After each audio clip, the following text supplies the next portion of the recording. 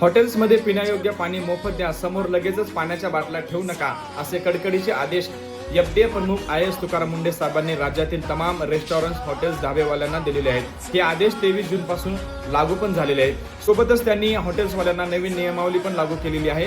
हॉटेल्समधलं जे काही किचन असेल त्याच्यामध्ये फूड सेक्शनमध्ये व्हेज सेक्शन आणि नॉन व्हेज सेक्शन हे दोन्ही सेक्शन वेगवेगळे असले पाहिजेत। हॉटेल्समध्ये पेस्ट कंट्रोल करणं आवश्यक आहे। हॉटेल्समध्ये पिण्यायोग्य पाणी मिळेल असं पाट्या बोर्ड तिथे लावा, जेणेकरून कस्टमरला तुम्ही जबरदस्ती बिस्लरीच्या बाटल्या देऊ नाही शकत। हॉटेल्समधले जे काही तुमचं जे खाद्यतेल असेल तुम्ही असं परत ते खाद्यतेल तुम्ही वापरू नाही शकत। हॉटेल्समधल्या जे काही किचन रूम असतात त्या किचन रूम मध्ये तुमच्या ज्या काही भिंती असतील त्या भिंती टाईल्सच्या असणे आवश्यक आहे। सोबत त्याचा खालचा जो फ्लोर असेल तो फ्लोर सुद्धा टाईल्स मध्ये असलेला आवश्यक आहे।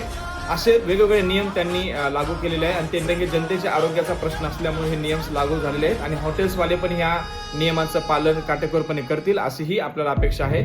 तर मित्रांनो, मला सांगायचं की तुम्ही ज्यावेळेस हॉटेल्समध्ये जाताल त्यावेळेस हॉटेल्सला तुम्ही जरूर विचारा की आम्हाला साधं पाणी पाहिजे, कारण की प्रत्येक काम हे सरकारचं नसतं, त्याला अंमलबजावणी करणं सुद्धा हे जनतेचं काम असतं।